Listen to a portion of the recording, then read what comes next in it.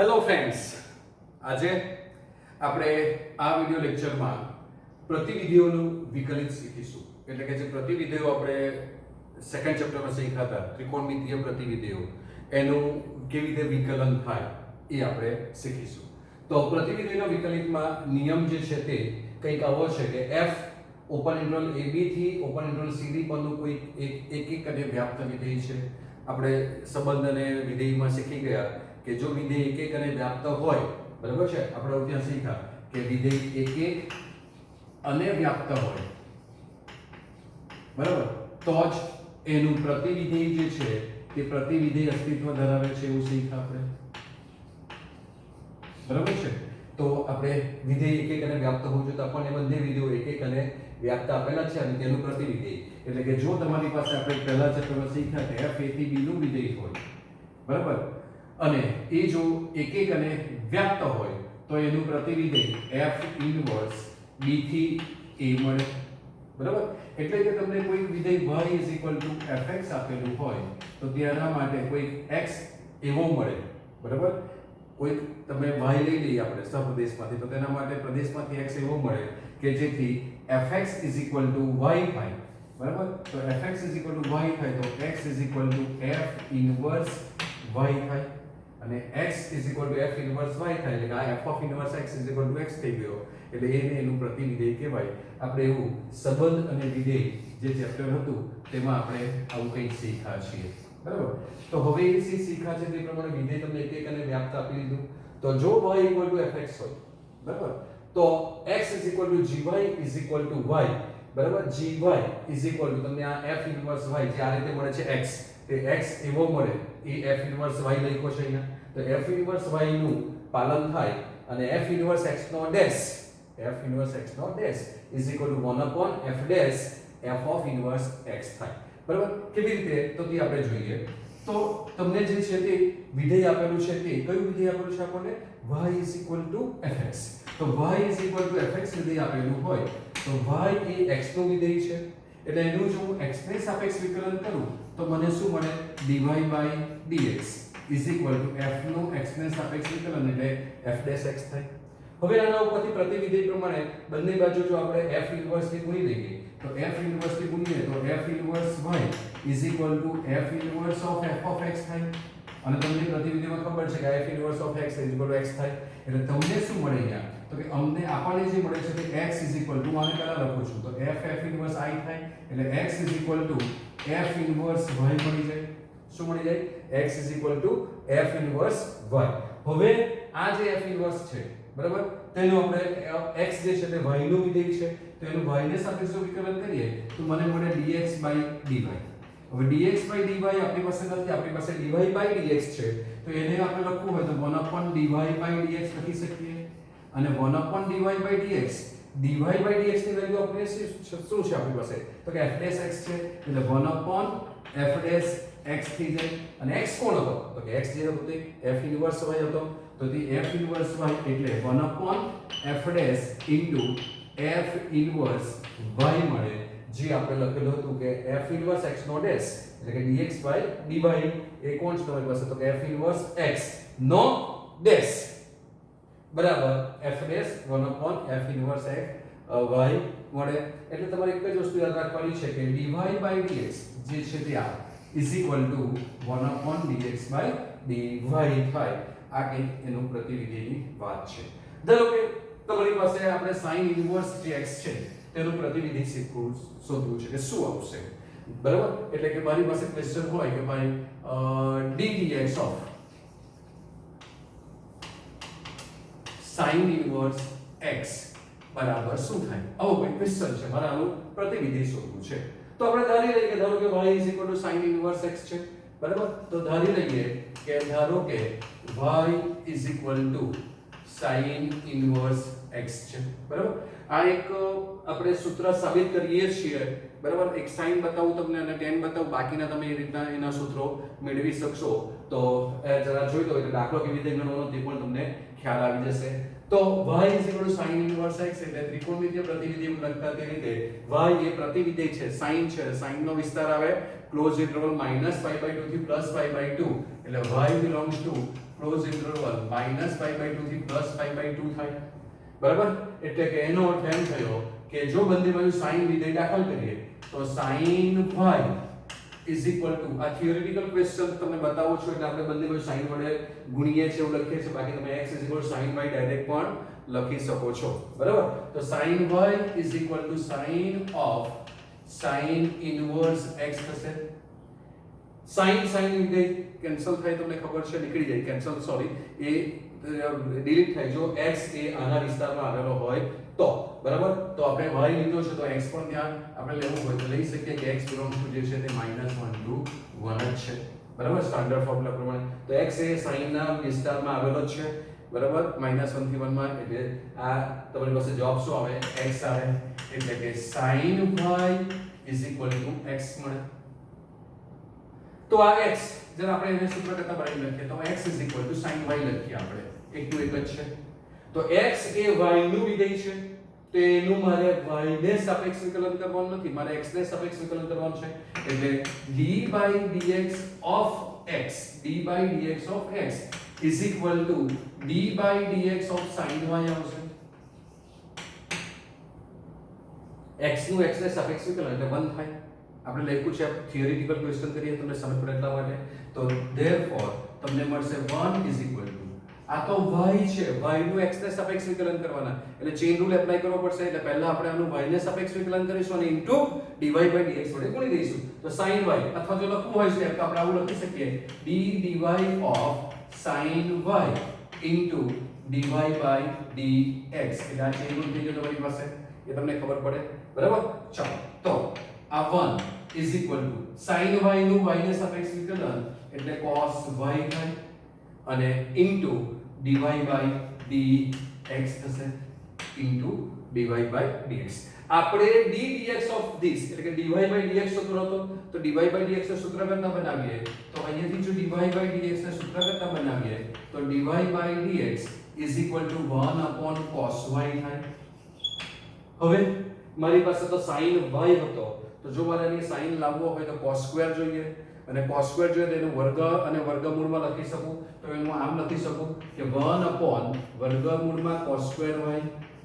હવે કેમ આવું લખીએ છીએ તો કે y belongs to -π/2 થી +π/2 છે અને બીજું સોરી ચોથું અને પહેલું ચરણ, પહેલા અને ચોથા ચરણ -π/2 થી +π/2 એટલે આ તમારી પાસે -π/2 આ +π/2 હોય તો આ તમારી પાસે પહેલું અને ચોથું ચરણ બંનેમાં cos ધન જ છે એટલે ગમે તે કરશો વર્ગમૂળ લેશો ગમે તે કરશો આની કિંમત શું આવવાની?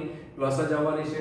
હવે cos square θ is 1 - sin square θ થાય એટલે તમને શું મળે તો કે dy/dx is equal to 1 upon વર્ગમૂળમાં cos સ્ક્વેર y એટલે 1 - sin સ્ક્વેર y થાય, બરાબર. અને sin y ની કિંમત શું હતી આપણી પાસે? x એટલે કે તમને મળે 1 upon વર્ગમૂળમાં 1 - x સ્ક્વેર. એટલે તમારો આનો જે જવાબ છે તે d dx of sin inverse x એ જવાબ શું આવી જાય તમારો તો કે 1 upon વર્ગમૂળમાં 1 - x સ્ક્વેર આવી જશે. એટલે sin inverse x નું વિકલન, sin inverse x નું વિકલન શું થશે? 1 upon વર્ગમૂળમાં 1 - x સ્ક્વેર. તો આવી રીતે તમે cos નું કરો ખાલી માઈનસ નો ફરક આવશે કે અહીંયા તમારી પાસે વિકલન કરીશું ત્યારે cos નું વિકલન sin જે અહીંયા cos નું વિકલન આપણે સોરી sin y નું વિકલન કર્યું તે રીતે cos નું વિકલન માઈનસ sin આવશે અને બાકી આ રીતે તમે ચેન્જ કરી શકો એટલે તમને જવાબમાં મળશે માઈનસ. હવે એક આપણે tan માટે જોઈ લઈએ કે તમને ભાઈ tan આપ્યો હોય કે y = tan inverse x, બરાબર. તો this implies dy/dx એ જે છે તે 1 upon 1 + x સ્ક્વેર આવશે એ આપણે સાબિત કરવું છે. આ ફોર્મ્યુલા છે, કેવી રીતે ગણી શકાય તે જોઈ લઈએ. તો આની જેમ જ જઈએ તો y = tan inverse x લઈ લઈએ. y belongs to tan છે એટલે ઓપન ઇન્ટરવલ -π/2 થી +π/2 આવશે એટલે ધારો કે y = this તો tan inverse x અને y belongs to open interval -π/2 થી +π/2 અને x belongs to r આવશે. x belongs to શું આવશે? r. તો બંને બાજુ tan વિધેય દાખલ કરી એટલે આપણે આને લખતા ડાયરેક્ટ આ લખી દઈએ તો x = tan y થશે. એટલે શું થશે? હું એક સ્ટેપ ઓછું લખું છું એટલે x = tan y મળશે. જો x = tan y હોય તો એનું x ને સાપેક્ષ વિકલન કરીએ, બરાબર છે. આને પણ આપણે અહીંયા x સાપેક્ષ વિકલન કર્યું હતું. આપણે લખ્યું નથી પણ તમને ખબર પડે છે કે x સાપેક્ષ વિકલન કરતા. બરાબર? તો તે જ વસ્તુ અહીંયા પણ કરીએ. બંને બાજુ x સાપેક્ષ વિકલન કરીએ, લખતા નથી આપણે.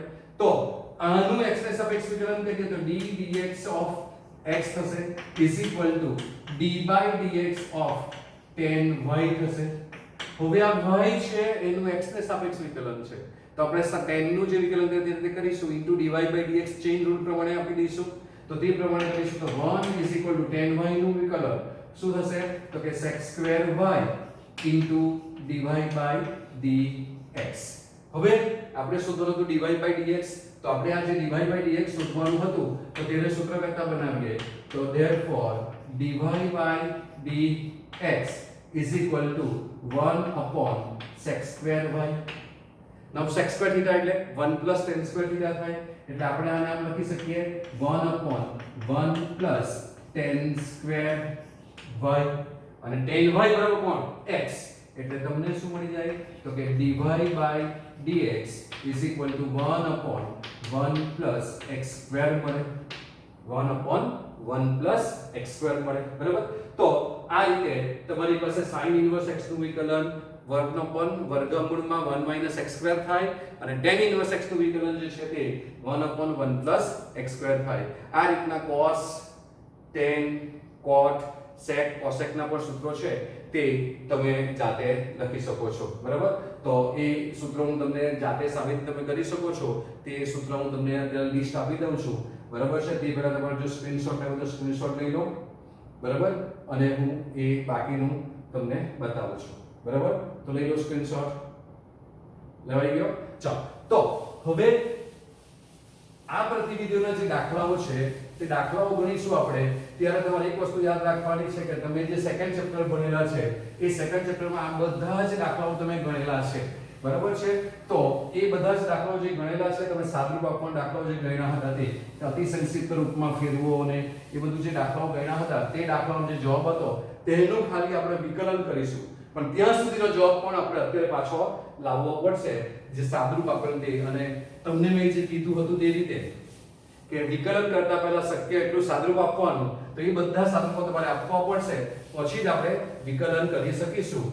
તો ઇન્વર્સ ટ્રિગ્નોમેટ્રિક ફંક્શન, ત્રિકોણમિતીય પ્રતિવિધિઓ જે તમારું સેકન્ડ ચેપ્ટર હતું એ ચેપ્ટરના જ દાખલાઓ પાછા આપણે હવે ગણવાના છે. બરાબર? અને ત્યાં એનો જે જવાબ આવેલો એ જવાબનું આપણે વિકલન કરીશું એટલે મળી જશે. તો તે પહેલા તમને જે ફોર્મ્યુલાઓ જે છે તે ફોર્મ્યુલા હું આપી દઉં છું. તો આપણે જે જોયું તે રીતે d dx of sin inverse x, એટલે કે sin inverse x નું વિકલન 1 upon વર્ગમૂળમાં 1 minus x square આવશે, અને જ્યાં માનાંકમાં x જે છે તે less than 1 આવશે. બરાબર છે? અથવા તો x belongs to minus 1 to 1 close interval. ત્યાર પછી d dx of tan inverse x is equal to 1 upon 1 plus x square આવશે, અને એમાં x belongs to જે છે તે r આવશે. અને ત્યાર પછી d dx of sec inverse x, તો d dx of sec inverse x જે છે તે તમારી પાસે આવશે 1 upon માનાંકમાં x into વર્ગમૂળમાં x square minus 1, અને અહીં mod x less than 1 હતો તો અહીંયા આવશે mod x greater than 1. બરાબર છે? કે છેદ 0 થવો જોઈએ નહીં, x not equal to 0 રહેશે. તો આ તમારી પાસે 3 sin tan અને sec ના સૂત્રો થઈ ગયા. તમારે આ ત્રણ જ સૂત્રો યાદ રાખવાના છે એટલે બાકીના બધા જ ઓટોમેટિક રહેશે. અરે બે જ યાદ રાખશો તો પણ બાકીના બધા ઓટોમેટિક યાદ રહેશે. તો sin inverse x નું વિકલન શું થાય 1 upon વર્ગમૂળમાં 1 minus x square, અને tan નું 1 upon 1 plus x square, અને sec નું 1 upon સેમ આ જ ફોર્મ્યુલા પર માનાંકમાં x, અને અહીંયા 1 minus x square આવે જ્યારે sec માં x square minus 1 લેવાનું છે. શું લેવાનું છે? x square minus 1. તો એવી જ રીતે બાકીના જે ત્રણ છે તે સેમ આ જ ફોર્મ્યુલા ત્યાં આવવાની છે. જે રીતે વિકલનમાં કરેલું આપણે સાદા વિકલન કર્યા ત્યારે તેવું જ પ્રતિવિધિના વિકલનમાં છે. તો કે d dx of cos inverse x d dx of cos inverse x is equal to 1 upon વર્ગમૂળમાં 1 minus x square અને માનાંકમાં x less than 1. ત્યાર પછી d by dx of cot inverse x is equal to 1 upon 1 plus x square અને x belongs to r. અને ત્યાર પછી d by dx of અહીંયા sec આવી ગયું એટલે બાકી રહ્યું cosec. તો કે cosec inverse x is equal to 1 upon માનાંકમાં x into x square minus 1 અને અહીં પણ મૂળ x જે છે તે greater than 1 આવશે. તો જુઓ દીકરાઓ સરખા છે ને? હા પણ અલગ છે. જે પણ જેવી રીતે ત્રિકોણમિતિય સાદા પ્રતિવિધિઓ આપણે સાદા વિધિઓ જોઈલા એમાં બધા c વાળા માઈનસ આવતા હતા, તો અહીંયા પણ બધા c વાળા ત્રિકોણમિતિય વિધિઓ લખ્યા છે. આ જુઓ તો અહીંયા પણ બધા c વાળા વિધિઓનું વિકલન શું થશે? તો કે માઈનસ જ આવશે. એટલે એટલા માટે મેં આ બાકી લખ્યા હતા. તો તમને આ ત્રણ આવડે તો હવે આ ત્રણ આવી જાય ને? હા આવડે કે નહીં? કેમ? તો કે પેલા sin નું છે તેવું જ વિકલન cos નું થવાનું ઇન્વર્સ નું. હા ઇન્વર્સ ની વાત કરીએ અત્યારે જો શબ્દ નહીં બોલતો તો sin ઇન્વર્સ નું વિકલન છે તે સેમ cos નું પણ cos માં c આવ્યો તો c વાળા સાદા ત્રિકોણમિતિય વિધેયની જેમ પ્રતિવિધિઓ પણ કેવા બધામાં જવાબ માઈનસ આવશે, બાકી સેમ ના સેમ. હવે આ રીતે તમે આને યાદ રાખશો. તો હવે આપણે આ દાખલાઓ જે ગણીશું તેના માટે ત્રિકોણમિતિય પ્રતિવિધિઓ જે આપણે શીખેલા બરાબર છે પ્રતિવિધિઓ જે બીજા ચેપ્ટરમાં તેની જે ફોર્મ્યુલાઓ છે તે ખૂબ જ કામની છે. તો તેનું એક વખત પાછું તમને લિસ્ટ આપી દઉં છું કે કામ આવે. તમને યાદ હતું કે sin ઇન્વર્સ sin x બરાબર જવાબ x આવે. જો x આના વિસ્તારમાં આનો વિસ્તાર એટલે શું? minus π/2 થી +π/2 ક્લોઝ ઇન્ટરવલ આવે. તો કે x belongs to close interval -π/2 થી +π/2 થાય. બરાબર છે? ત્યાર પછી tan ઇન્વર્સ tan x બરાબર જવાબ x આવે. જો x belongs to શું આવે? tan ઇન્વર્સ છે એટલે ઓપન ઇન્ટરવલ, તો ઓપન ઇન્ટરવલ -π/2 થી +π/2 આવે. અને sin tan પછી cosec બરાબર. તો cosec ઇન્વર્સ cosec x બરાબર જવાબ x આવશે. જો x belongs to sin નો પ્રદેશ લેવાનો વિસ્તાર લેવાનો તો -π/2 થી +π/2 પણ આમાં cosec 0 થાય એટલે 0 માટે 0 થાય તો તે 0 ને કાઢી નાખવાનો. આવું આપણે શીખેલા હતા. તો આપણો એક આવો એક સેટ હતો. એની સાથે બહાર તો સાદું વિધેય હોય અંદર પ્રતિવિધેય હોય એટલે કે આવું હોય કે sin of sin inverse x બરાબર જવાબ x આવતો હતો. જો x belongs to આ x સાદો સાદા sin નો વિસ્તાર ક્લોઝ ઇન્ટરવલ -1 થી 1 આવે બરાબર. તો તે ક્લોઝ ઇન્ટરવલ -1 થી 1 માં આવેલો હોય. ત્યાર પછી tan ઇન્વર્સ એટલે tan ઇન્વર્સ x બરાબર જવાબ x આવે. જો x belongs to r હોય તો. અને પછી cosec તો cosec ઇન્વર્સ x બરાબર x આવે. જો x જે છે તે belongs to શું હોય? તો કે r માઈનસ ઓપન ઇન્ટરવલ -1 હોય તો તમારી પાસે આવો કંઈક જવાબ આવે. હવે આ sin tan અને cosec પૈતા બાકી રહ્યા cos cot અને sec. તો તેની જોડી લખી લઈએ આપણે. તો cos કરા લખીશું. તો cos ઇન્વર્સ cos x બરાબર x આવે. જો x belongs to cos નો વિસ્તાર ઇન્વર્સ નો ક્લોઝ ઇન્ટરવલ 0 to π શું આવે? Close interval 0 to π. પછી tan એટલે અહીંયા આવશે cot ઇન્વર્સ. તો cot inverse cot x is equal to x. તો x belongs to open interval 0 થી π. તો x belongs to open interval 0 થી π આવશે. અને ત્યાર પછી cosec એટલે કોણ આવશે? sec. તો કે sec inverse sec x is equal to x. જો x belongs to close interval 0 થી π અને 0 થી π માં sec ક્યાં 0 થાય? π/2 પર એટલે π/2 કરી નાખવાનો એટલે -π/2 આવશે. બરાબર.